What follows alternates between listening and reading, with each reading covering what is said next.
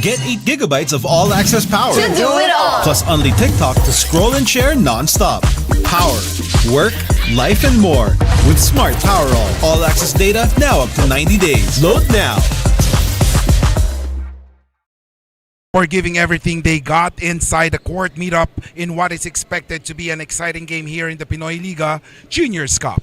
Basketball fans, it's the LPU Junior Pirates and the Beda Red Cubs here in Amoranto Stadium in Quezon City. I am Kiko Malikdem, and with me is my partner Martin Daes. Martin, both of these teams have been known to have produced good basketball players.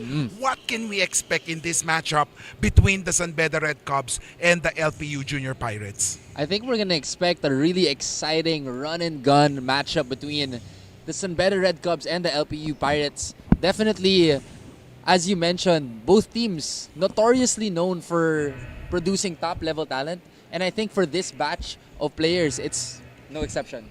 And of course, sabi nga natin, they have met in other tournaments also. And it was a close game for both of them. And in fact, in last season's NCAA, Beda was actually favored to go in the Final Four. However, their loss against the LPU Junior Pirates derailed that plans as they finished in the 5th place out of the Final Four, just one game behind.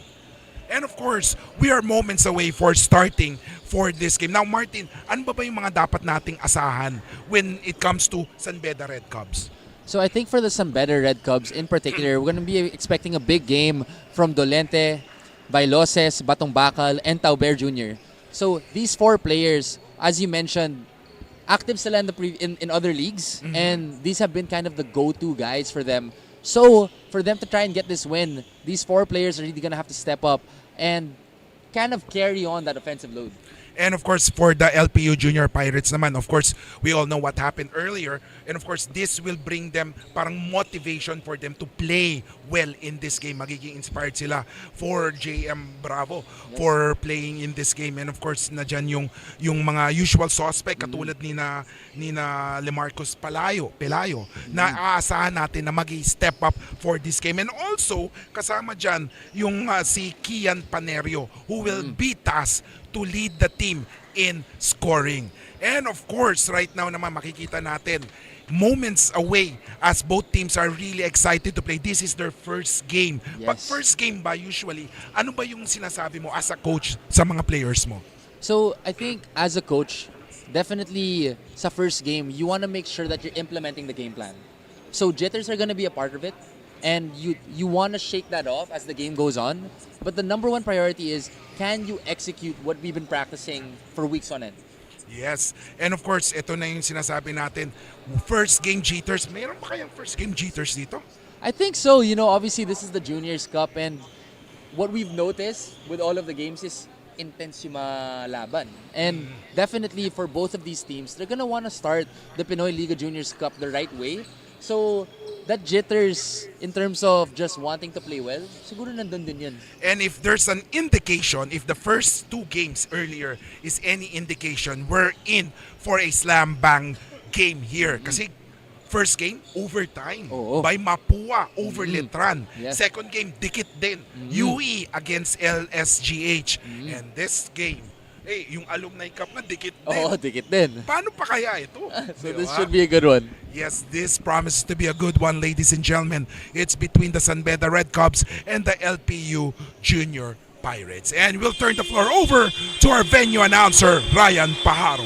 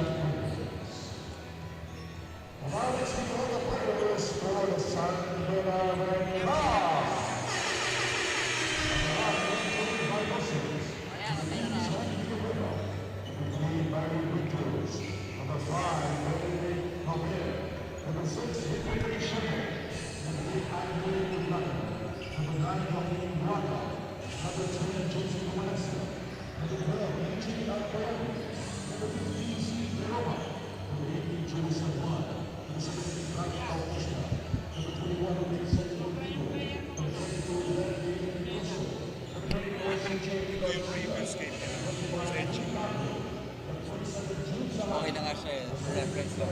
Oo nga.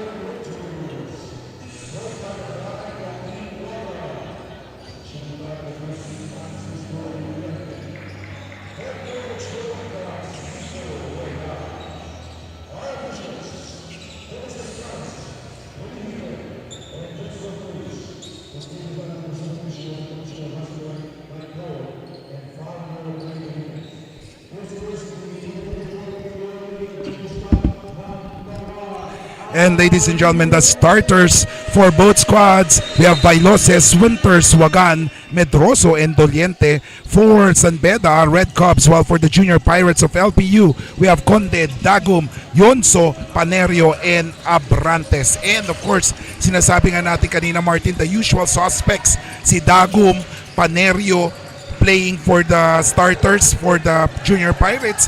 While for the other side naman, si Bailoses and Medro and Doliente na dyan na naglalaro.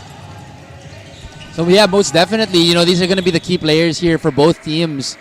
And let's see how this first quarter goes. You can see there's a lot of energy in the arena. And accustomed to yung mga juniors kasi yung high energy start. So it's going to be the team who settles in first who's going to get the advantage here. And if you notice, no, Martin, kahit sa mga viewers natin, bakit ba yung lahat ng mga teams, pag after ng tip-off, lahat nakatayo, hindi sila upo? And that's a common trend or practice that's used by especially high school teams. Makakaupo lang sila pag nakascore. So as you can see, yung LPU, ayun, upo na yan. Yes. Yan, napapansin natin lagi yan eh, no? As Abrantes scores that layup, so ngayon ito sa Mendroso, a lot of these guys or these players have played in different youth tournaments. And of course, makikita natin na may bubuga sila individually. Now, pagdating ng school, it changes. Kasi syempre, ito sa mga youth groups sila yung mga bida. But here in the school, parang hirap eh, no? How hard is it playing in the schools? Well, ito yung bida sa youth groups. You know, it's extremely, extremely competitive. Especially in the high school juniors level. Kasi dun talaga nagsa-start yung kumbaga planning or long-term planning of schools. So you could be the best player on your club team. And then when you get to your school, you're possibly a third-string player. So in terms of difficulty, it's extremely difficult and extremely competitive for these junior players. So the score is 2-0. LPU on top as Red Cubs appears to be, to be disorganized early on. Score is 2-0, 8-11 remaining in the first quarter of action as the ball is with the Red Cubs. A 3-point by Bailoses, missing that one, but the rebound by Conde for the LPU Junior Pirates. Nandito na ang LPU with the ball, basketball. Panerio with the letter. Oh, what a great curl there. And now Conde for the three. No good. And there is a foul. Most likely that would be on number 9. That's on Yozon. So it's going to be an over the back call on Yozon. A little too over aggressive there on the box out. 2-0. 7:46 remaining. Wagan. And look at the play. Ang daming cuts na nangyayari. Viloses drives hard, takes a shot. Fourth shot there. Good defense by LPU. And now LPU with the leather. Panerio has the basketball. Panerio drives. Panerio. Oh, season opening. Conde for the three. Yes, sir. That play was made possible by Panelio. Panelio breaking down the defense, going inside and kicking it out. Beautiful swing pass to get the Conde three. 5-0, 7:05 remaining. Good start by LPU as they get a 5-point lead. And now they get into the middle with Winters. Basketball gets it to Valioses. 15-footer. No good still. Rebound by LPU. Here comes Panerio. Panerio, one of the heroes of LPU Junior Pirates last year in their matchup against Red Cubs, is the main point guard for the Junior Pirates. 6:40 remaining. Here comes LPU. Oh, what a pass! Panerio drives and he is fouled by Medroso. Panerio so far fearless in his attacks to the rim. Paying some good dividends here for the LPU Pirates.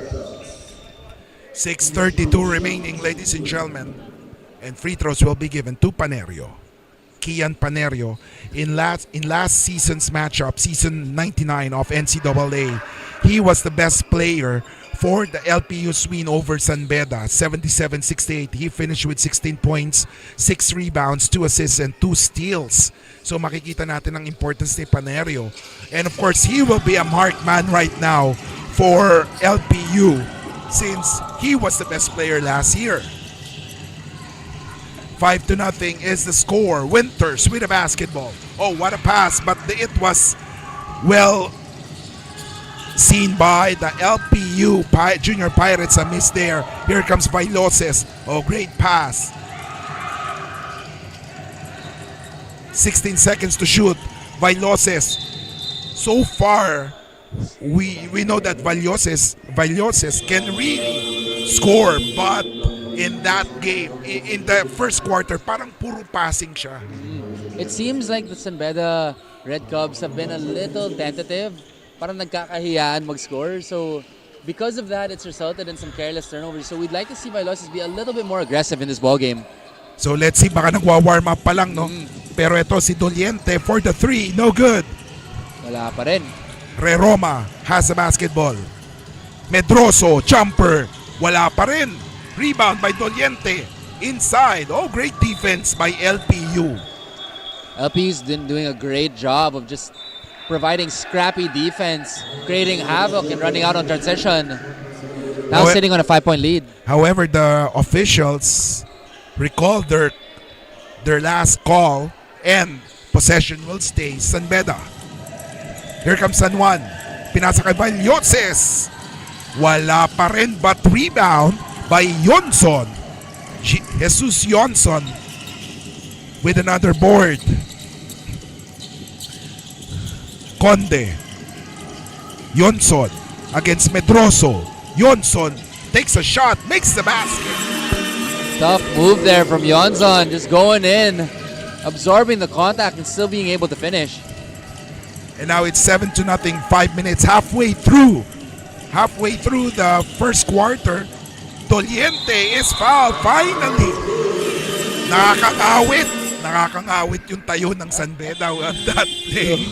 After 5 minutes in the ballgame, nakaupo na rin yung bench ng San Beda. 4:53 remaining, 7-2 is the score. So free throws will be given to Randall Medroso. I believe I've seen him play before and he's more of a shot blocker or defensive player. But here in San Beda, nag-iiba eh. Parang tumitira siya ng jumper ngayon. So, ganun yung difference, no? If you're more into yun sa youth basketball, so sometimes you really had to adjust your game once you go into that school system. Most definitely.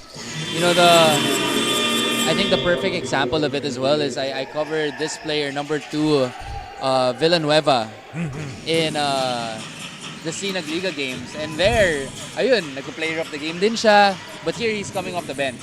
And sometimes you have to play your role, especially when you're playing for esteemed programs like San Beda. And a turnover by LPU. Here it comes. Batong bakal. Oh, what a great D there by LPU, forcing a turnover. Batong bakal should have given the pass or the ball to a teammate there instead of driving straight to the hoop. Medyo careless mistake doon by Batong Bakal. But usually ganun talaga pag high school basketball, no? May mga errors, but those players will eventually learn from those errors. Most definitely. And that's the value of having a Pinoy Liga Cup, where the room for error, yes, it's small, but you have a little bit more leeway, especially for these teams who are preparing for their major leagues. 4:12 remaining. Low scoring game so far. 7-3 is the score. Oh, a great shot there. Everything but a basket. Bailoses with the board. Bailoses looking for a teammate. Pinasa kay number 15. That's Reroma. And now the ball is with Villanueva. Back to Bailoses for the 3. Yes, sir. It was only a matter of time. Bailoses getting on the board and knocking down long-range jumper. Score is 7-6. 1 point lead for LPU. Here comes Panerio. He's being guarded by number 18, that's San Juan. Let's see. Here comes the drive. Dagum. No good. And there's a foul on the rebound play.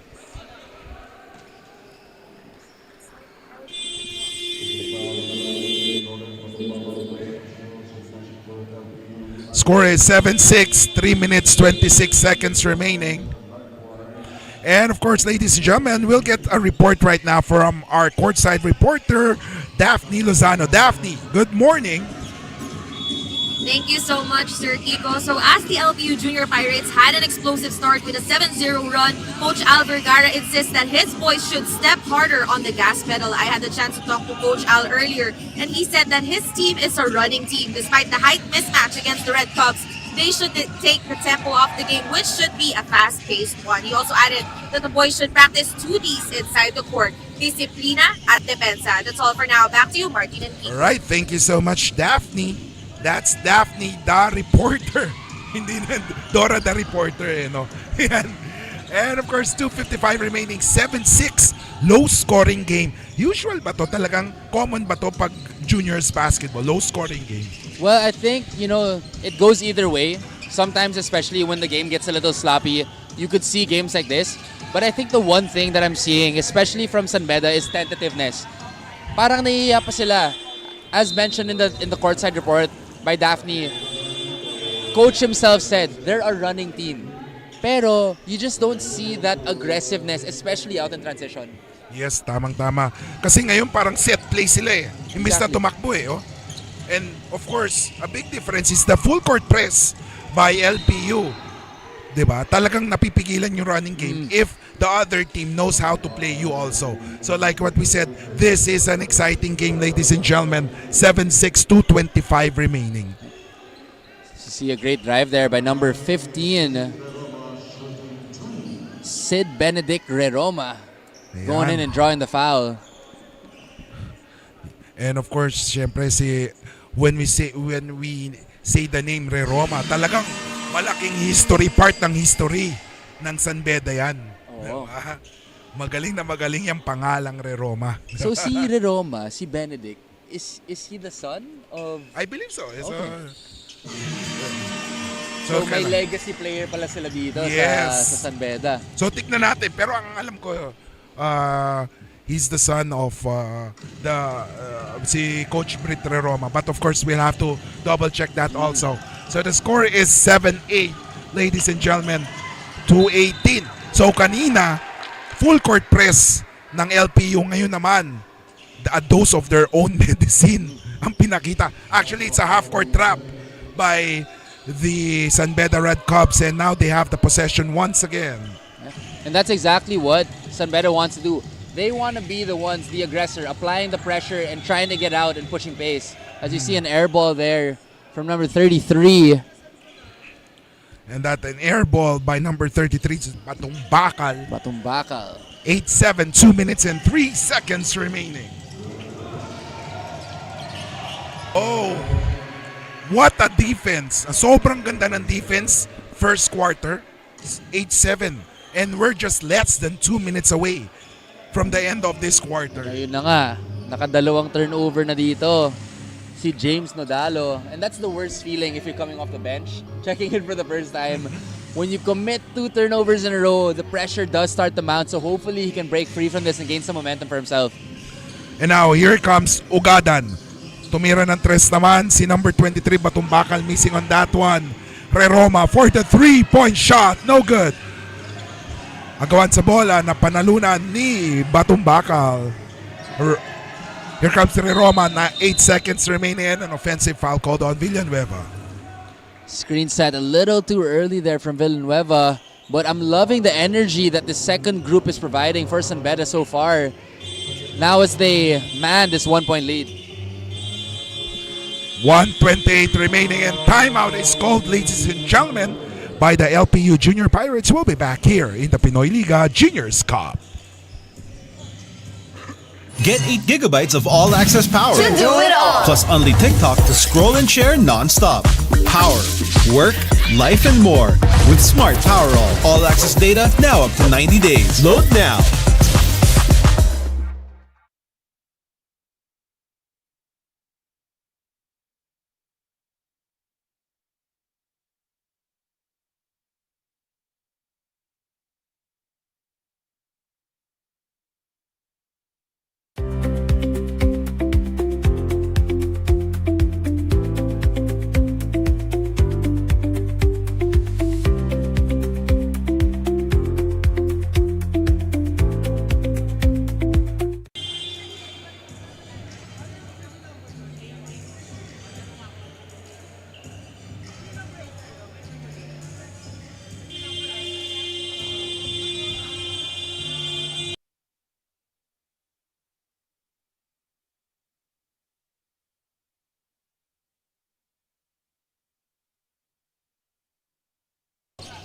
Back to the ball game. LPU now down by 1 as San Beda have adjusted their game already. Low scoring game, 1 minute and 16 seconds remaining. And now, again, another turnover here for number 18, James Nodalo. The third one in a row for him. See if he can make it up on defense. 1 minute and 6 seconds remaining. Here comes San Beda. Reroma has the basketball. Reroma drives. Pinasa kay Batumbakal for the 3-point shot. Oh yes, the first 3-point shot by San Beda in this game yata. Diba? Huge 3 there from Batumbakal. Again, San Beda just building momentum. This 2-2-1 half-court press really doing well for them. And look at that, Peña looking for a teammate, decides to pass to. And there is possession will actually go to San Beda Red Cubs. Good to see Winters back on the court as well. Seemed like he tweaked his ankle earlier in the quarter. Now back in action. Batumbakal hit a 3-point Heat shot. check here. Oh no, pass Check, it out. decides to pass. Inside, basket is scored. Great find and great make there from someone. 10 seconds remaining, ladies and gentlemen.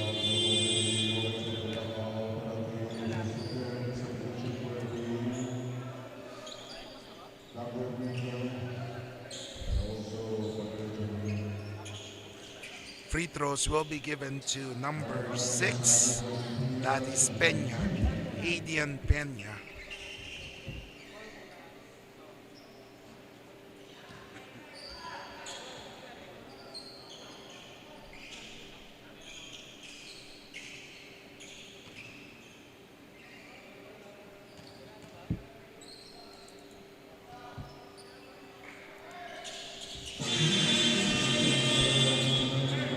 13-7 or 13-8 rather, 5-point lead for San Beda.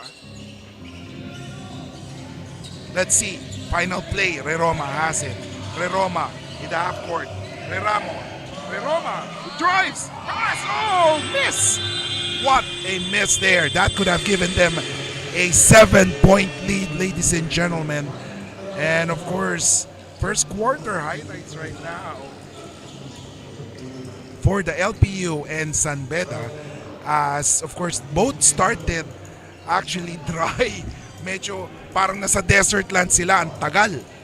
Before they were able to score, lalo na for San Beda, it took them almost 5 minutes before they were able to sit down. And Martin, what can you say about the first quarter action? Yeah, so, early on, San Beda was struggling to find their rhythm. But towards the halfway point of the first quarter, thanks to the second group that came in, I think they were able to find their rhythm a little bit, get their defensive sequences going, and that 2-1 half-court press really did well for them. And ngayon, medyo iliw na. So now, holding a 5-point lead and going into the second quarter. So the score is 13-8, ladies and gentlemen. And of course, as you can see right now, yung mga highlights, yung mga nangyari. And of course, makonting siguro na lang magsisimula ng second quarter, ladies and gentlemen. And of course, this has been a close game. As makikita natin, defensive-minded ang both squads as they really do everything in their power to actually prevent from their opponents from scoring. So possession will go to the Red Cubs. Here comes San Beda. Roma drives. Oh, they're really looking for Batumbakal. So He's been making a lot of good decisions. I love his aggressiveness so far. Just on that end, stepping out of bounds. So it just goes that, si Batumbakal talagang dead shot nila for the 3-point shot as they're looking for him. They're really setting him up for that 3-point shot. So ito, naka 2-2-1 press ngayon, full court naman.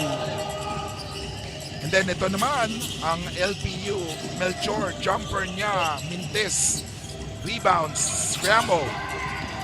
Oh, what a great, there was a foul as Dagum just couldn't believe that call as he actually hindi jump for joy yun eh. So a little too over-aggressive on that play was Dagum. Couldn't believe it, but a lot of contact on that one. So score is 13-8. 5-point lead, ladies and gentlemen. Batumbakal has it. Batumbakal drives past his opponent. Missing on that one. A rebound there by Yellow. Sorry, miss, but great move there from Batumbakal. 3-point shot there by Dagum. No good. And a rebound by Panerio. So Grabe si yung Panerio rebound kanina nagpo-point guard ngayon. Nasa loob siya. Oh. I've been really impressed with Panerio so far. He hasn't really scored the ball, but just his ability to handle the ball, handle pressure, and yung raw athletic capabilities, nakita mo talaga. And now possession is with LPU. That's Engyo. Engyo has checked in. Dagum with the basketball. Engyo sets a pick. Dagum drives hard. Basket is good. So I believe Dagum. this player who just checked in, number 23, Engyo, is the son of B-Boy Engyo. Yeah, a former MVP in NBL. Yes, exactly. And actually, teammate ko siya sa Phil Basket. Oh. Yes. And now he's currently playing with the Davao Occidental Tigers and has been playing amazing. Siyempre, pag anak ka ng player, di ba, usually, ganun din ang susunod na yapak. No? So most likely si B-Boy, he has been training his son. Because I've seen B-Boy Engyo, watch his son's games. Kasi itong anak din niya is one of the players sa Muntinlupa Emeralds before. Yes, tama. And of course, we've seen him. Kasama niya, kakampi niya actually, yung isang player ng UE. Si Diaz. Yan. magkakampihan mga yan. Pati yung isa ngayon sa PCU, si Gab Taknik. I So see. they really know each other. Yeah, so So ngayon, it's a big difference because Engyo, during his youth days, siya yung center.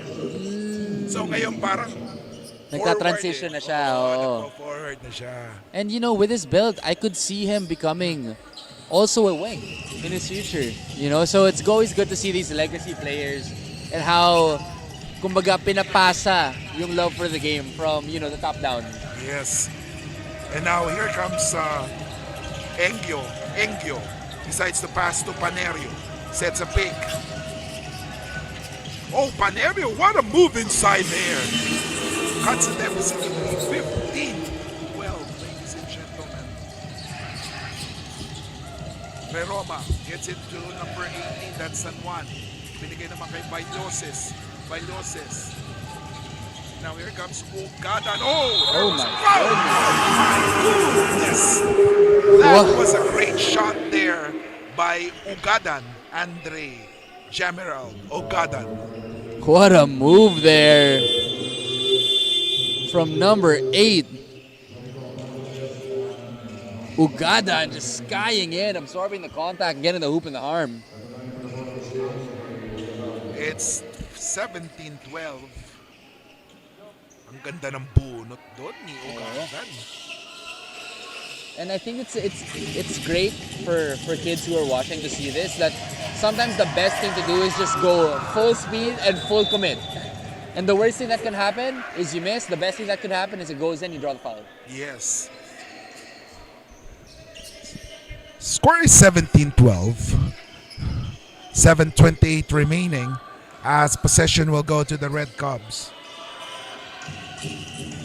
Ugadan. He gets it to number 9. That's Wagan. Oh, great deflection there by Engyo. But the possession is still with the Red Cubs. Beda San trying to Juan. get into their flow here. Bailoses for 3. No. Well, Kalawit rebound by Engyo there. Conte. Eh, yun, pare-pareha sila ng katawan ng tatay niya. Dagum for 3. No miss. Rebound by Wagan. Wagan crosses the timeline. He gets it to Ugadan. Ugadan, he drives hard and he is fouled there. No! The officials said it's a travel. A little too aggressive there for Ugadan. Missing his footing there, getting the turnover. 6:42 remaining. 17-12, 6:37. Basket there. Parang nawala na yung hiya sa katawan ng San Beda. No? They're really focused on this game already. Kanina parang ang daming hesitation. Ngayon, parang full of confidence sila when they drive to the basket. And you know, that's exactly what you spoke about when it comes to jitters. Minsan kailangan mo lang ipagpag eh. And once you get that out, you really settle in and you're able to execute on what you're supposed to do. 6:23 remaining. Oh, there a shot there. Miss. Rebound by Engyo. Another board by Engyo there. 6:13 remaining. Panerio. Pop out si Conde. Now here comes Dagum. Back to Conde. 10 seconds to shoot.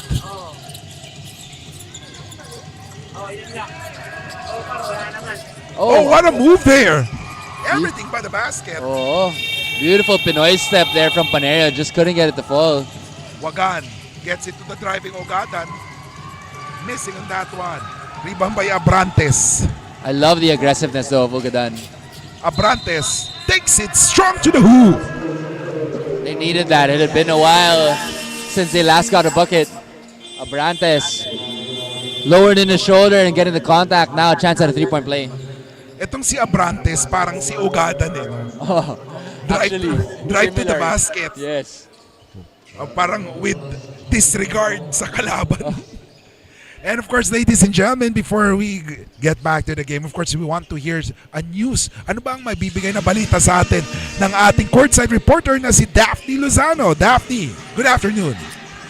Coming up from a shaky first quarter, the Beda Red Cubs have woken up inside the cage and are now ready to bite off the Pirates. Head coach Miko Roldan told me earlier that they are taking this opportunity to sharpen their offensive and defensive strategy. As their Premier League is in a few months, he knows that they are more than ready. They just have to solidify what they have now. And so far, their wonder boy from Isabela, Andre Ugadan, is indeed a guy to watch out for. That's all for now. Back to you, Kiko and Martin. Thank you so much, Daphne, for that report. 17-15, 2-point lead by the Red Cubs.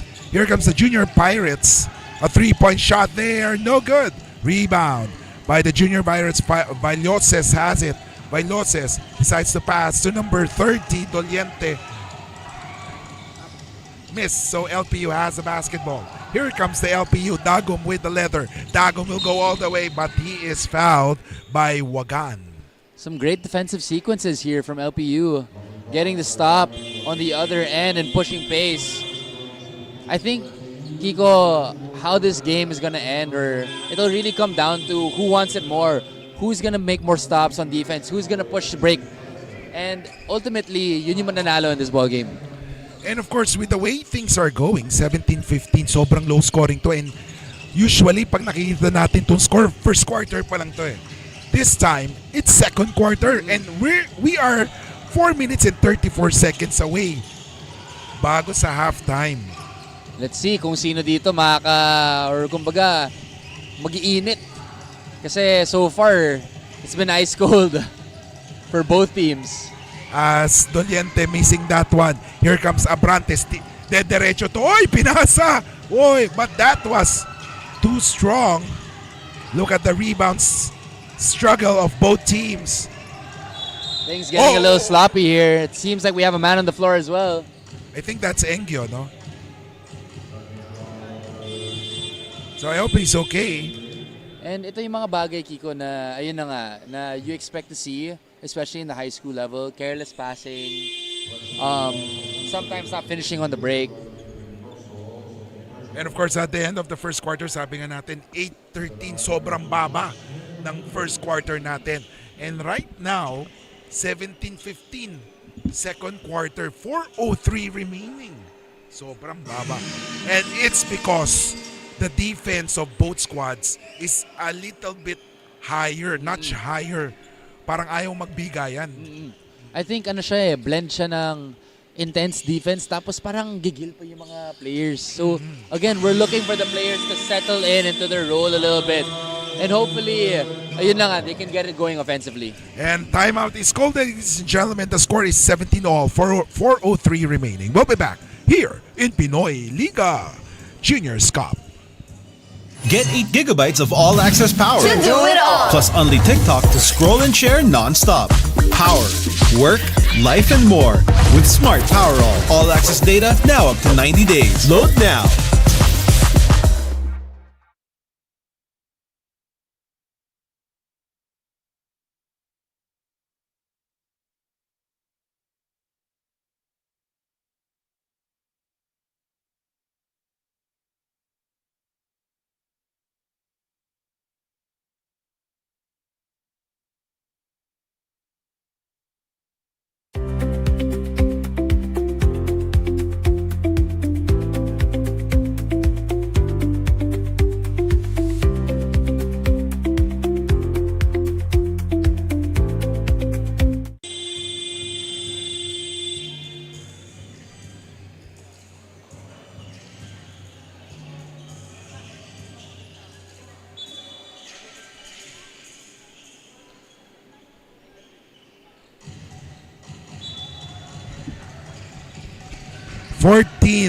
Or 17-all, 4:03 remaining, ladies and gentlemen.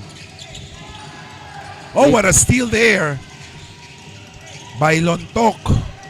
Great defensive sequence again from the LPU Pirates. Now they're applying the press in it. Julio for the Worked out that way. 3-point shot. No good. And there's a foul during the rebound scramble. Actually, Kicks, pansin ko nga, medyo similar yung playing styles nila. You know, they both like to play an aggressive style of defense and want to get out on the break. And I really think na it'll be a battle of the presses who can apply pressure and really kind of come out with more offensive transition opportunities. So let's see Engyo in the free throw line. Let's see. Second free throw for him. Misses that one. Doliente with the board. If there's one thing na pwedeng improve ni Engyo is shooting. Kasi rebound na dun siya eh. He knows how to box out. Yeah. He knows how to play defense. And for him to be really dangerous, yung outside shooting. Most definitely. And you know, that's a weapon that almost each player or every player needs in today's game. Alam naman natin how far the game has come along in terms of shooting. And ayun na nga, as you mentioned, si Engyo, medyo complete na siya. He has the tools to be a really good player. If he can develop that, ayun na nga, parang sabi mo, it's just gonna be even more dangerous. And look at that, Viloses missing on that one. Rebound by Engyo. Still 17 all. Abrantes for the three. Oh, yes! Huge three there from Abrantes. Abrantes bringing that great energy here for the Junior Pirates. 2017 and LPU is now in the driver's seat. But oh, what a great steal there. Great hands there. Lontok. Jumper. No! Layup is no good. Araneta missing on that one. Great effort there from Araneta. Just couldn't get it to finish. Di naman magpapatalo ang San Beda as that 3-point shot just went in for Wagan. Ngayon, medyo umiinit na yung mga teams. They couldn't stay cold for long. Here comes Lontok. And a steal. And look at that. Doliente layup. It's good. And just like that, palit lamang na naman sila. With 2 minutes and 5 seconds remaining, 22-20, San Beda Red Caps are in the driver's seat. We'll be back here in the Pinoy Liga Juniors Cup. Nice, nice, nice.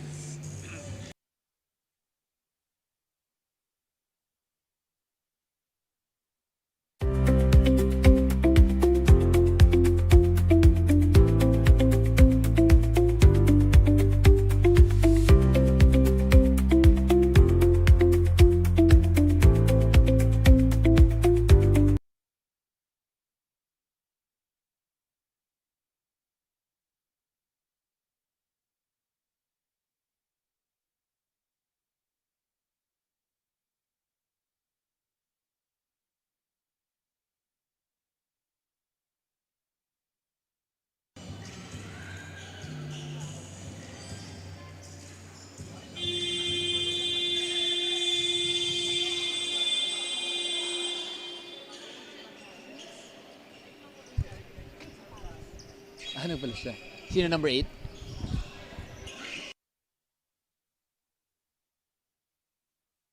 (22-20), 2:05 remaining, ladies and gentlemen. Julio for LPU will bring down the leather. It's being guarded by San Juan. Julio wants to give the ball to Engyo, but a great defense by San Beda. And now here comes Abrantes. The ball is now with number 15, Araneta, back to Abrantes. Abrantes 3-point shot. No go this time. Rebound by Araneta. Araneta shot. No good. San Juan with the basketball. San Juan gives it up. And now Viloses has this. MJ with the leather. 1:30 remaining. MJ, he gets it. To Gatan. Oh! Mukhang natuwod si Viloses. And Right on the Viloses thigh. is holding on to his thigh. Tried going for a backdoor cut there. Ran straight into the player's knee. I hope he's okay because he's one of the key players of San Beda Red Caps. 1:21 remaining. For the LPU Junior Pirates, I would like to see a little bit more spacing for them on the offensive end. It's been consecutive plays in a row now na nagkakabanggaan sila just because of poor spacing. Yes.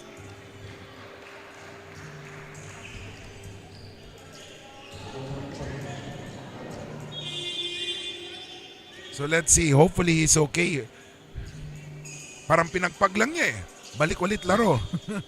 Well, kita mo naman, si Viloses is also built. So, Seems like he's going to be taking a seat here. Number 12, Benedict Agbayani is going to check in for the Red Cubs.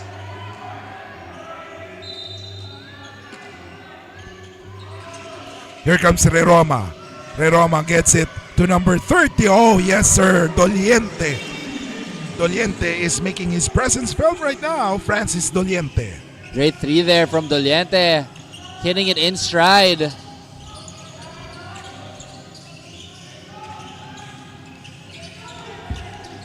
Here comes Julio. Julio gets it to Engyo. Not his range. And look at this drive. No, Julio is there for the cleanup. Great putback there from Jamel Julio. Meanwhile, Wow. oh, wow. Flex on him, Roma. Beautiful move there. Taking ankles on his way to the hoop and the finish there. 24 seconds remaining. And look at this, Doliente. Top ring. Yeah, Top ring kay Doliente, no? Yes. Great hands there as well. A little bit of miscommunication by the LP Junior Pirates on that possession. So, ladies and gentlemen, it's a 9-0 run by San Beda. Gives them a 29-22 lead. Let's see, Engyo. Oh, he's fouled. And of course, Coach Miko is asking if that play could be reviewed. Great move there from Engyo. Just doing a quick step back. Defender a little bit too overzealous there, drawing the foul, and a chance at 3 here for number 23, Paul Engyo.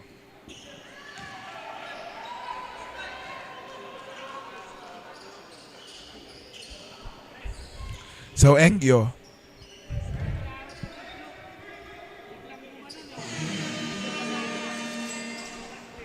making the first free throw.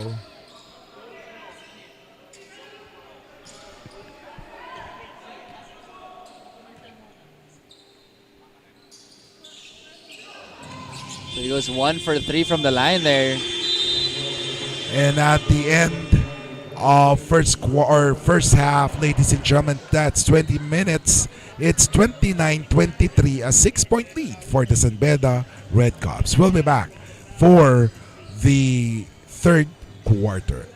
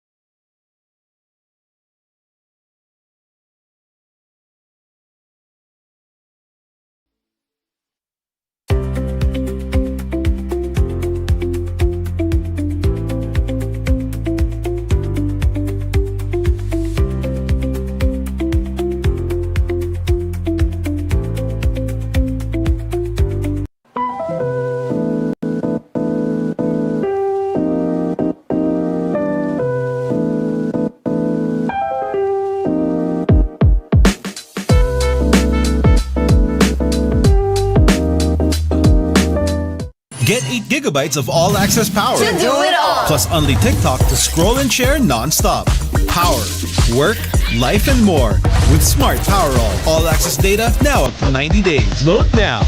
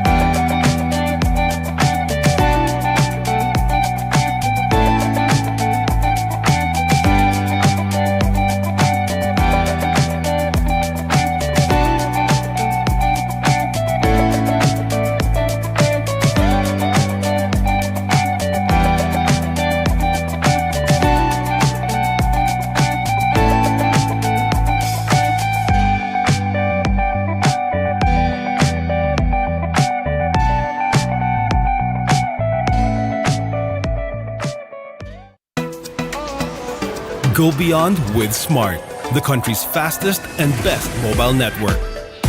With unlimited 5G data for 12 months. Unlimited text and calls for both mobile and landline.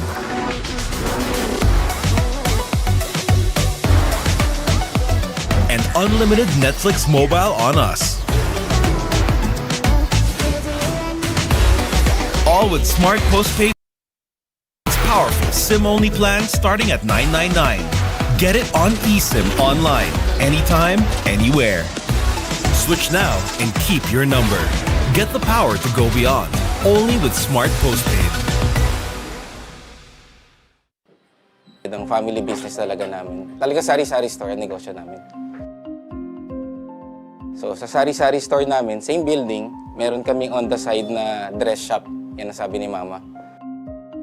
Dress shop, hindi pa to sports. I mean, nagagawa lang kami, nagre-repair lang kami ng mga damit. From there, may pumunta sa kanyang friend or client na nagpagawa ng parang how many pieces of t-shirts. So from there, yung makina niya, kaya naman gawin yung shirt, doon na nag-start yung paggawa niya ng uniforms.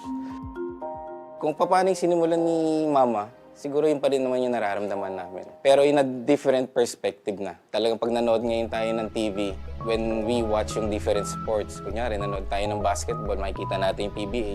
Pag nanood tayo ng volleyball, makikita natin yung LGR. Iba na yung pakiramdam na yung brand is overall, nakikita na lahat.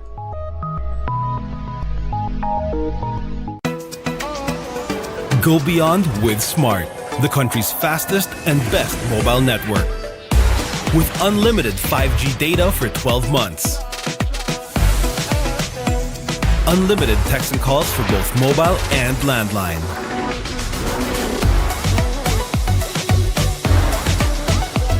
And unlimited Netflix mobile on us. All with Smart Postpaid's powerful SIM-only plan starting at $999. Get it on eSIM online, anytime, anywhere. Switch now and keep your number. Get the power to go beyond. Only with Smart Postpaid.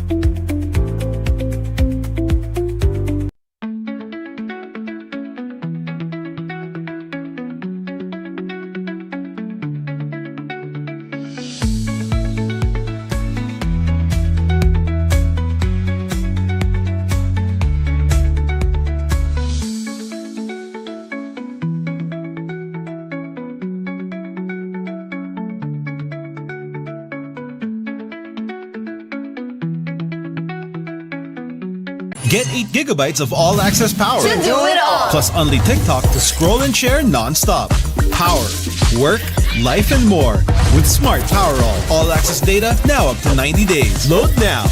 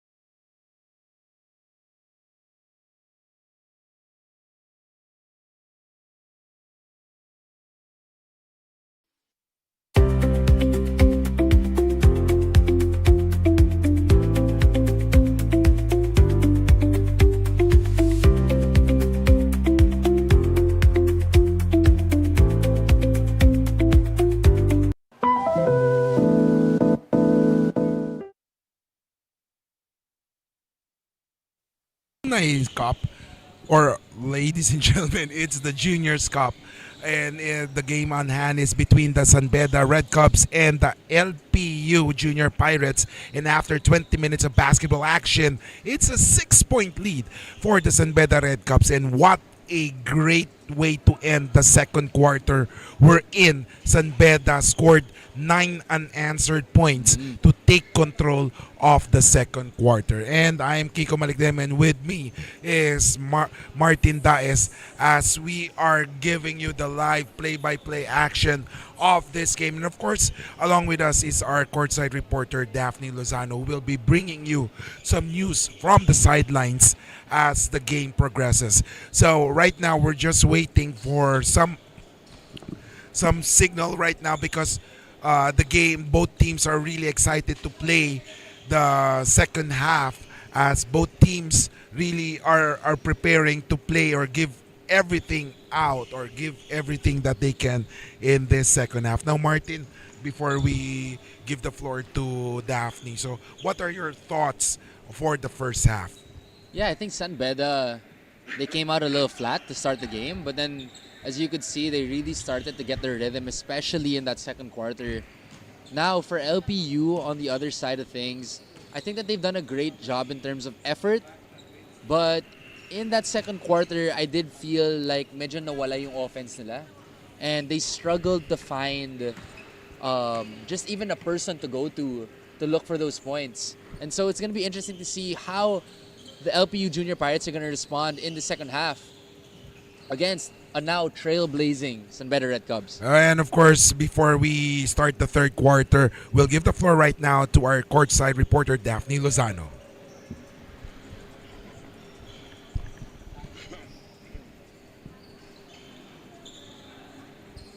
The assistant coach of the LPU Junior Pirates. Coach, thank you so much for joining me here in the half. So bago po tayo mag-proceed with the second half, ayun po, the boys had a strong start wherein they had a 7-0 run during the first quarter. However, parang medyo bumitaw po tayo pagdating ng second quarter. So, what do you think went wrong? Tsaka ano po yung mga adjustments na inyong ginawa leading into the next quarters?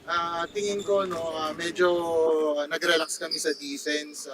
Nakashoot yung San Beda, medyo nakuha na nila yung rhythm, lumuwag yung depensa. So, we're just reminding our boys to um, play hard and lalo sa defense para makuha namin uli yung lamang.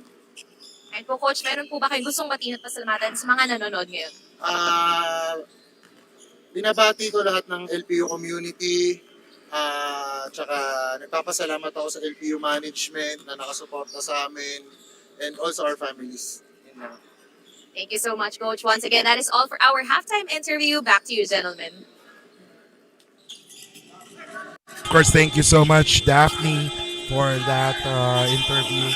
And of course, makikita natin second quarter highlights. Sabi nga natin, San Beda, despite starting slow, they were able to pick up the pace and now take the lead. So, Martin, if you were Coach Al Vergara, what will you tell to your team right now? You're down by 6. Defense. Everything that LPU has done has come off of great defensive sequences. If they can buckle down, apply some pressure, and get out on the break, good things will happen. And hopefully we'll be able to see that as Red Cups have the first possession right now. San Juan with the basketball. San Juan drives. San Juan scores! That's not good defense. So as I mentioned, stuff like that, defensive rotations, the weak side help that needs to be there and needs to be on point if they want any chance of trying to get back in this ball game against a tough San Beda team. Meanwhile, nandito si Dagum. Dagum passes the ball. They're waiting 6 seconds to shoot. Oh, what a good shot there for number 9. That is Yonson. It's been a while since I've heard Yonson make a play. So maybe that would be a fire starter for them. Hopefully. It does seem like he has a little bit of a size advantage there. Great move there from Yonson, just using his strength. Getting the tough bucket to fall. Meanwhile, San Juan has the basketball. 4 seconds to shoot. Kailangang gumalaw. Doliente takes a jumper. No good. Rebound there by number 19. And that is Abrantes. It's 31-25, 6-point lead for San Beda Red Cups. LPU has the basketball. Nandito na ang LPU as Panerio gets it to number 1, Conde. Back to Panerio. Panerio, blocked there by Winters. Here comes the Red Cups. Red Cups on the run. Batumbakal has the basketball. Batumbakal, he sees number 30. That's Doliente for the 3-point shot. Smooth stroke there from Doliente. Knocking it down. And on the opposite end of things, San Beda doing a great job on just protecting that paint, playing team defense to control all the attacks to the basket. Yes, and if Valloses is having an off night, Doliente is having a great night naman for San Beda Red Cups, and great defense by the Red Cups. Here comes Doliente. Francis takes a shot, missing that one. Rebound by Batumbakal. Here comes Wagan. Gets it to San Juan. Back to Batumbakal. Batumbakal. Oh, yes, sir. Tough bucket there from Batumbakal. Little bit of a dipsy-do there. Carving out some space mid-air. Meanwhile, Panerio, it's now an 11-point lead for the Red Cubs. Dagum, he gets it to Conde. Conde has to make the move. 5 seconds to shoot. Oh, Panerio takes a shot. No good. Everything not falling LPU's way as San Beda has the possession right now. Wagan. Oh, there's a foul. A foul called. 36-25. All of a sudden, that 6-point lead has become an 11-point lead.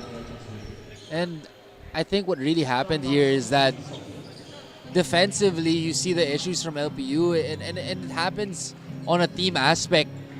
Weak side rotations just haven't been there, and it's resulted in a lot of open jumpers for San Beda. So Batumbakal has a basketball. Pinasa kay Doliente. Doliente, another 3, no good. Sky high for the board is Abrantes. They were lucky on that possession, a wide open 3 that they gave up. What a pass there and a basket there by Yonson. At naagaw naman ni Conde. 36-27, 9-point lead. Peña. He gets it to Abrantes. Abrantes. Back to Yonson. No good. Rebound by San Juan. A little bit rush there from Yanzon. Tumatakbo na ang San Beda. Oh, and a basket is scored. Great leak out from Winters. Knocking down that easy bucket in transition. 38-27, 6:10 remaining in the third period. Here comes Peña. Peña nagmamadali.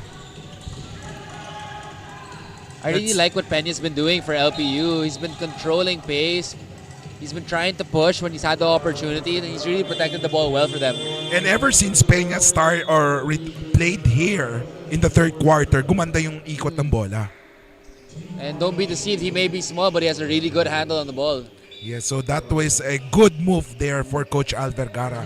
But of course, they're still down by 11 points. So let's see. Conde has the basketball right now against San Juan. He gets it to Peña. Peña looking for a teammate. He's being harassed by Wagan. Gets it to Conde. Trying to play the two-man game, just couldn't get it again. The team defense of San Beda really looking good here. In that sequence, I believe that Conde should have taken that shot instead Yes, of, definitely. giving that pass. Kahit short jumper or floater eh, no? But that's a case of overpassing, Yeah. probably. 38-27. Just what I love, what San Beda's been doing, is they're so connected on defense. Kung may nabit man, lagi nandun yung weak side help. And I feel like with LPU, individually okay sila. But again, they're very coming out late on rotations, just like on that play. And Batong Bakal, looks like that they're really looking for that open man in the corner.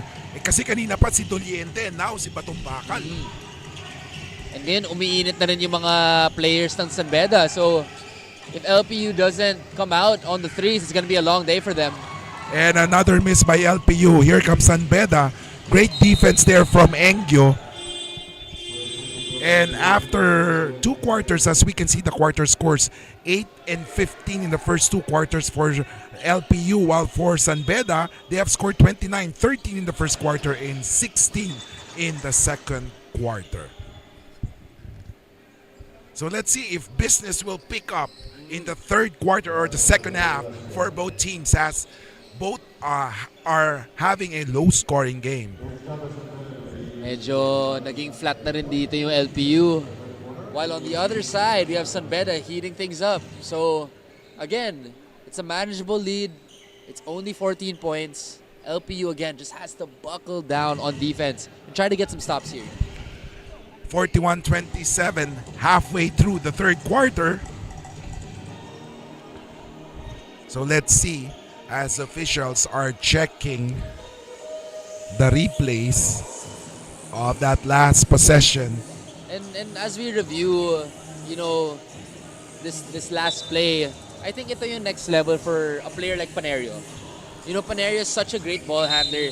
If he can find a way to develop a consistent spot-up jumper, maybe learn how to be a little bit more aggressive to score, he could really open things up for LPU. Yes, kasi ngayon, from what we saw earlier, Panerio was doing the point guard chores. Ngayon naman, second quarter, nasa loob siya. So, I agree with what you said. He needs to have a jumper for him to be very effective and dangerous. Meanwhile, Abrantes missing on that one. Here comes San Beda again. Batumbakal with the basketball. Batumbakal, he gets it to Wagan. Oh, Villoses. Oh, yes, sir.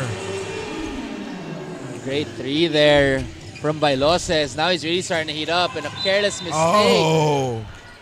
from Conde. Another turnover for LPU. Mapapansin mo ngayon dito sa place ng San Beda, laging nasa corner yung mga shooters nila. And again, every single time, where is the rotation from the Junior Pirates? I've counted 4 shots now na wala yung weak side help. Ayan na naman. In So that they time. were just lucky on that possession. But then as we see, talagang there's a curl coming from the inside and a pick. That's why the shooters are free from the corner. And at a certain point, someone's gonna have to speak up. Hindi naman pwede na lagi galing sa coach. And as you could see, the head coach of the LPU Junior Pirates, medyo frustrated siya ngayon, and I understand why. And there's a foul called by referee Escaros.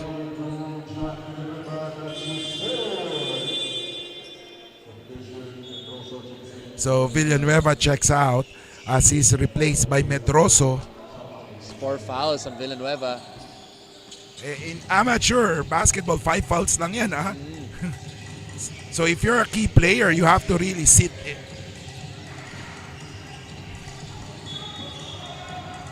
Foul on the floor here, but that hounding defense, I think that's really what's been the game changer here, the hounding defense of San Beda, especially in the second half. And it's now a 14-point lead, ladies and gentlemen, for the San Beda. Rather, it's a 17-point lead, not a 14-point lead, ladies and gentlemen. Dahan-dahan ang lumalayo ang San Beda Red Cubs. And only, look at this, LPU has scored only 4 points in the third quarter. And again, you see just this pressure defense on full display here for San Beda. And ayun na nga ako, I'm a believer in if the game is already ugly, let's make it uglier. Yes. Let's double down on the effort on defense. And it's really paid dividends here for San Beda. And there's a warning called on Coach Al Vergara. He's trying to plead his case. I understand where head coach Al Vergara is coming from. You know, it's obviously frustrating. The lead is really starting to balloon here. But I think this is an opportunity, for, again, to regroup and really refocus on what's important here, which is the communication between their team. 44-27, 3:14 remaining. Batumbakal. Gets it to Reroma. High post there. Oh, what a move there by number 8. That's Ugadan. Great drive there from Ugadan, and he's had some really great glimpses here in this ball game. And then on the other ends, that's Poli, or Melchor rather. Melchor with that basket. Great counter-attack there from Melchor, leaking out and getting that fast break. Layup to go. And an offensive foul. Just one of the few times na nagkakamali ang San Beda here in this game. So Bailos is a little too eager on that screen, picking up the offensive foul. 46-29. A 17-point lead with 2:27 remaining. Great Melchor. communication on defense. And here comes San Beda. Reroma with the basketball. Reroma sees Valloses. Valloses, oh, corner. And I sound like a broken record here. But where is the accountability on defense? Bailos has hit 2 threes already in this quarter. You gotta put a hand up. And we were saying kanina, off night si Valloses. Pero nagparamdam na siya sa third quarter. And you don't want him to get hot. And then Melchor hits a 3-point shot, 49-32. Great fight being shown here from Melchor. Back-to-back baskets for him. Medroso with the basketball. And an offensive foul is called.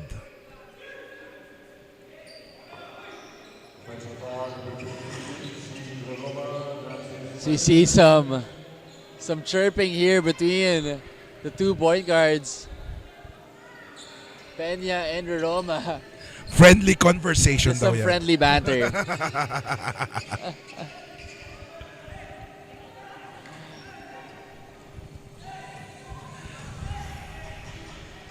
Again, I love the energy that Peña is bringing to the Junior Pirates here. Oh, 3-point shot there by Panerio. That's Panerio. Kian Panero with the 3-point shot. Damihan pa niya para lumapit ang LPU here. And look at Ugadan. Ugadan really straight to the hoop. Ugadan is just fearless. But on that other end, Panerio showing the range. I'd love to see him be just a little bit more aggressive here for LPU. 51-35. Less than a minute remaining in the third quarter.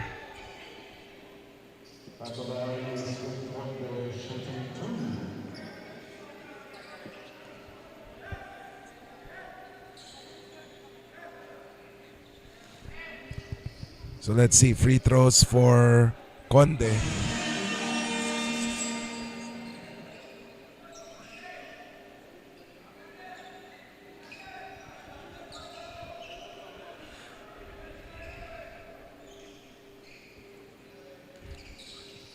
One more free throw for Conde. Let's see. 51-36.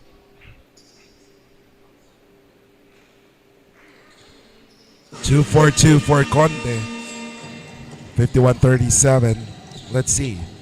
The defense by LPU. Oh.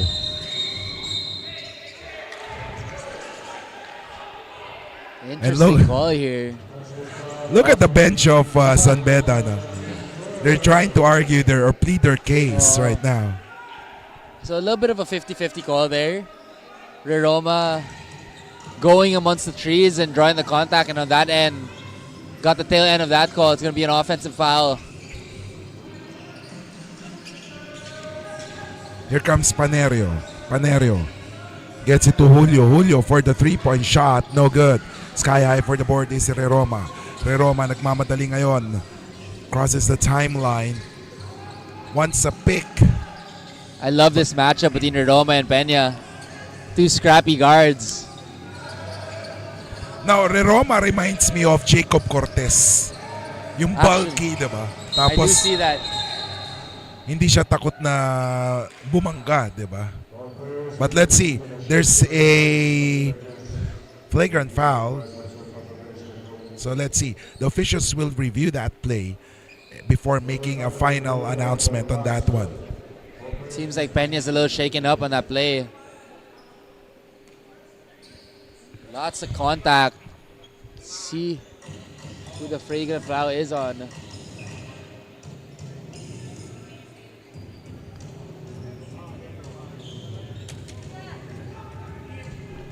And again, Peña just showing that scrappiness.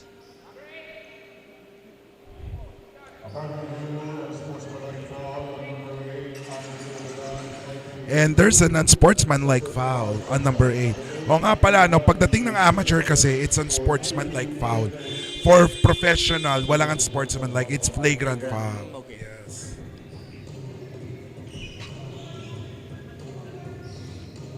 So again, chances here for LPU. Peña gonna have 2 shots and ball possession for the Junior Pirates. 51-37, 14-point lead with 7.4 seconds remaining. So Peña will shoot a free throw here. So let's see.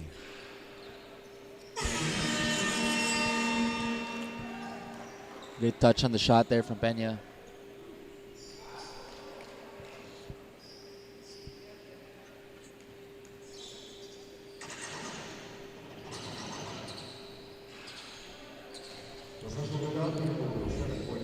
Two for two.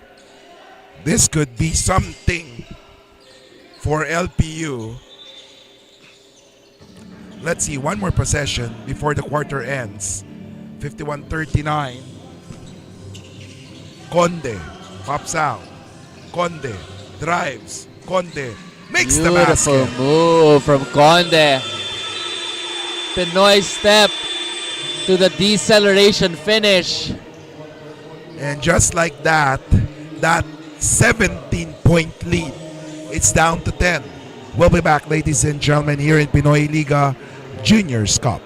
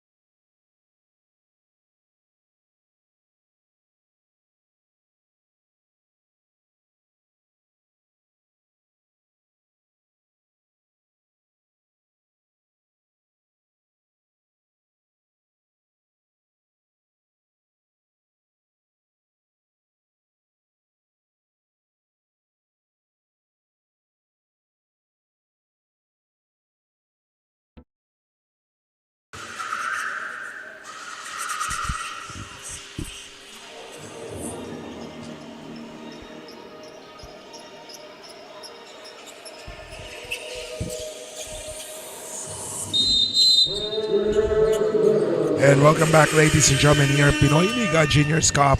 Fourth quarter action here by Loses, making his presence felt immediately with that basket, 53-41.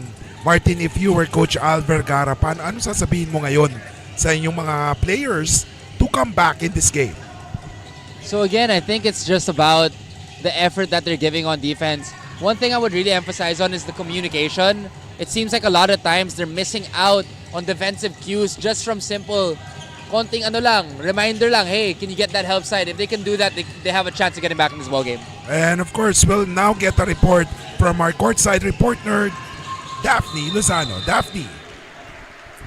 MJ Viloses have been a vital player to the side of the Red Cubs in this ball game. I had the chance to talk to him earlier and I asked him, what can we expect from you today? And he said in his own words, maging all out sa depensa at mag-set bilang mabuting example sa teammates ko. And so far, he is walking the talk. He also added that as long as he is consistent in defending well, offense will surely follow. May I note that this rising star is the pride of Dumaguete. He admitted that it is hard being away from his family, but he is all doing it for them and his dream of playing in the big leagues. Back to you, Kiko and Martin.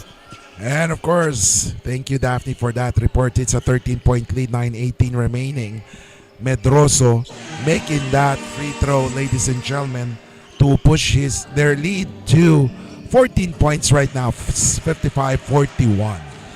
And to touch on that report from Daphne, I think Viloses has done a great job of just staying aggressive for San Beda. And to his point, he wanted to lead it by example, and I think he's done a great job of doing that in this ball game. Meanwhile, Conde gets, what a great defense there. He was smothered there. Meanwhile, Reroma drives inside. No foul is called. Another shot by Reroma. I love that play from Reroma, just going in. And it seems like he wanted to send a message to Peña. Let's see how LPU responds here. 57-41, 8:39 remaining. Panerio has been silent so far. Let's see. Makes his move in the fourth quarter rather. 57-43. Great move there from Palerio. And again, it seems like every time he looks to score, good things happen as well. So again, he should just look to be more aggressive and try to get his team back in this ball game. And look at that, another miss there by Viloses, pero kitang-kita naman yung play. It's in the corner talaga. See if Valerio will look to get going here in the fourth quarter. Conde, low post. What a move. Everything by the basket. The help side defense of San Beda has been absolutely beautiful to watch. And look at Viloses. A high in the sky move for Viloses. A little bit of a jelly. It seems that San Beda has a new gem in Viloses. Every year, ang San Beda Red Cubs, they have this 1 to 2 person or players na talagang pumuputok. And sakto si Viloses, pride of Dumaguete pa. And look at that. Everything but the basket there. But so far, we have Doliente and Viloses assisting San Beda with this big lead. Siyempre, we have to mention Batong Bakal also for that great plays early on. Great move there from Peña on the backdoor cut. Again, it's not over. But as I say, that Batong Bakal with a huge three-pointer. It's 62-45, ladies and gentlemen. We'll be back here in the Pinoy Liga Juniors Cup.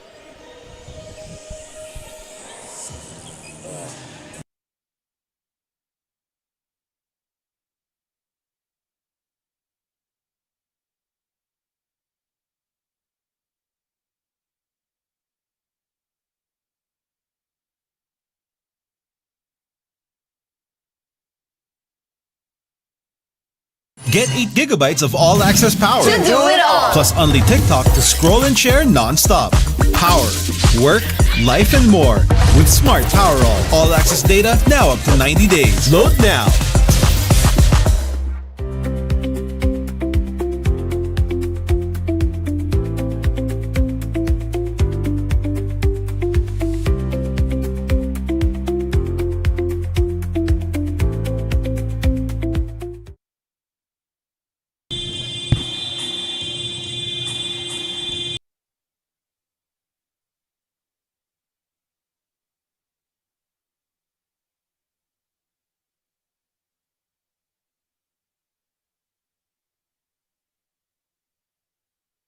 Welcome back, ladies and gentlemen. 62-45, 6:43 remaining. Here in the Pinoy Liga Juniors Cup, Panere with the basketball. He gives it up to Dagum. Dagum looking for a teammate right now. Is being harassed by Doliente. Dagum looking for an opening. 8 seconds to go. They have to make their move right now. And look at that shot by Conde, missing that mark. Fresh 14 seconds for them. 10 seconds to shoot.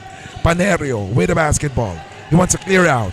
5 seconds to shoot. Panerio. He drives. Takes a shot. Missing the mark. Here comes San Beda Red Cubs. Batumbakal with the leather right now. He gets it to San Juan. San Juan looking for a teammate. You gotta guard that corner right now for LPU because San Beda has been hot there. And look at Wagan missing that one, and there is a foul. And actually, when you just look at this ball game right now, parang yung San Beda pa yung naghahabol eh. Yes. You know, just the intensity that they're bringing on defense and offense, you would think that they're the ones catching up. But again, LPU just struggling to find their groove here as we get down to the final minutes of this ball game. It's 62-45. San Beda on top right now by 17 points. Panerio. They should have the sense of urgency right now. Panerio for the three, no good. Rebound by San Juan. San Juan with the basketball right now. San Juan. And there is an offensive foul on Medroso. Smart play there from Panerio. Seeing that Medroso was coming in a little hot and drew the charge. And as we see the quarter scores right now in the third quarter, San Beda has a 4-point advantage, 22-18. And like what we said, business is picking up starting the second half for San Beda as they have stretched their lead to double digits. And now Panerio, Engyo has it. Engyo on top of the key. He gets it to Dagum. Dagum looking for a teammate, gets it to Conde. Conde jumper, no good. Look at the rebound struggle. Here comes Doliente. Doliente. Elbow jumper, no good. Sky high for the board. Batumbakal has it. Wagan gets it to San Juan. San Juan. Doliente. Wagan. And look at the passing of San Beda. They're really looking for the open man. San Juan for the three, no good. And look at that with Villanueva with the board. Even though that was a miss, as a coach, you have to be happy with that possession. Every single player of San Beda touching the ball before that shot went up. 62-45, 4:26 remaining. Batumbakal with a steal. Batumbakal on the run. Batumbakal, yes sir! Great steal there from Batumbakal, going coast to coast for the finish. And it's now a 19-point lead with 4:11 remaining. Panerio. It seems that LPU, knowing that they are down by 19 points, parang they lost all the will to come back. Para after that flurry from San Beda to end the third quarter, it just seems like LPU has had their life kind of sucked out of them. But again, with 4 minutes left, what you'd want to see if you're the head coach of LPU is just the fight, the continuous fight, and the will to not give up. So let's see how they respond here. San Juan, meanwhile, great passing there, but Doliente was not ready for that pass. All along he thought that San Juan will be able to go straight to the hoop.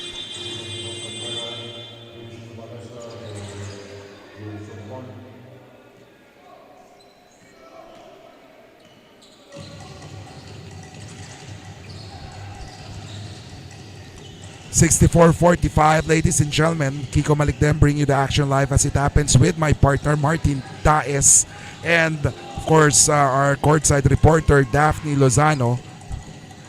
This is the last game for today. We had 3 juniors game and 1 alumni game.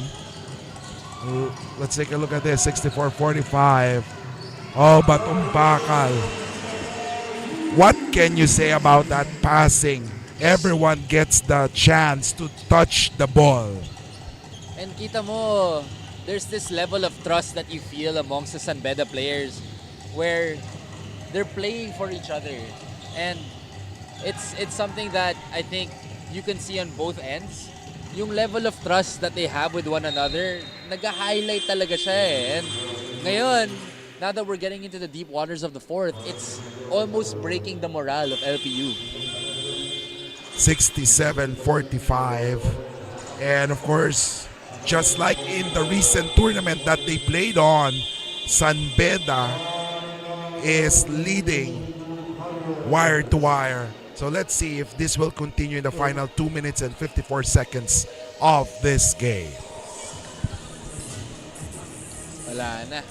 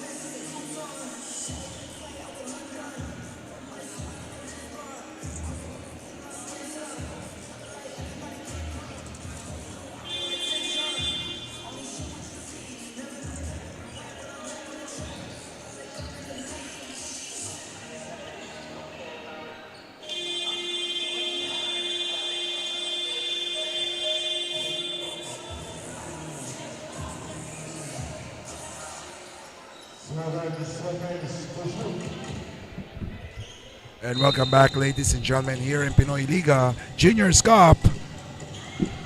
And another turnover by LPU. And a layup by Enrico Feliciano. Ngayon pinasok na yung third string ng Beda. So everyone getting the chance to play here. And then a basket there by Yonson. So let's see. Agbayani has it. Gets it to Feliciano. Homalesa. Homalesa ran through a brick wall. Here comes Abrantes. Oh, what a spin move and an N1 opportunity for Abrantes. Great move there from Abrantes. And a couple of bright spots here for the Junior Pirates. Abrantes, Peña, Peña Fier. You know, they had some really nice moments, and I think there's a lot of things to gain and to take away from this game as well. 69-49, 20-point lead. As we see Abrantes missing the bonus free throw. And the basket is scored by Yonson. 69-51.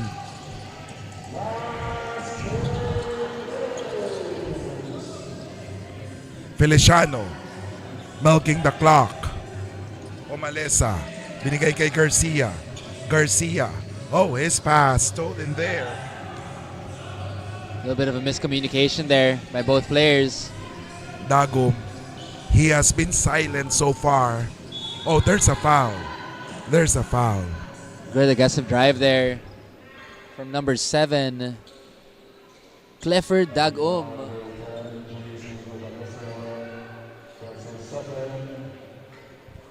69-51, ladies and gentlemen.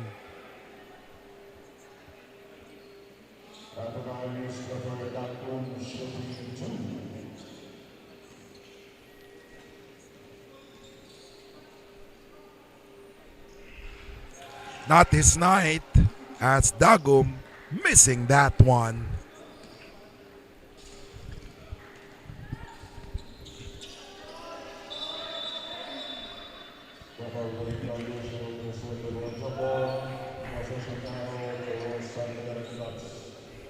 Six-9, 51, 1 minute 36 seconds remaining. So Dagum going 0 for 2 from the line. Now a 2-2-1 full court press being applied by the Junior Pirates.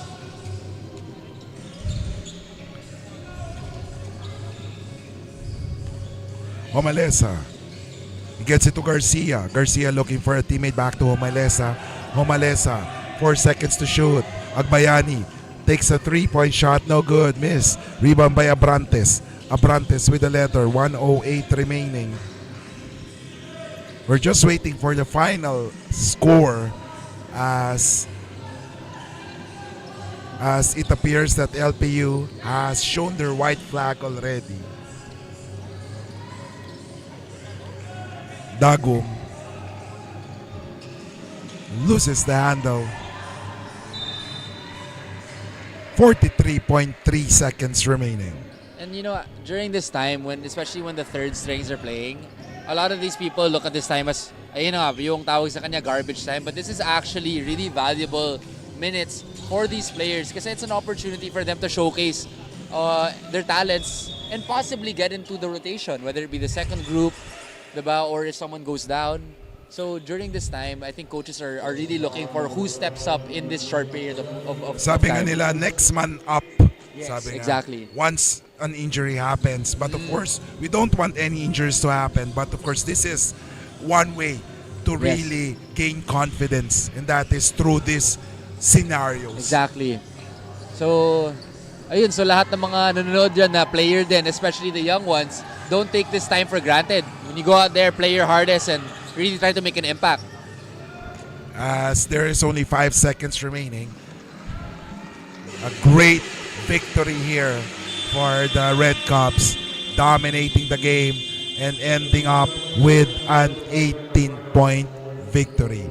And after 40 minutes of basketball action, Beda Red Cubs wins 69 to 51. We'll just wait for the best player of the game before we wrap things up here in the Pinoy Liga Cup or Pinoy Liga Juniors Cup.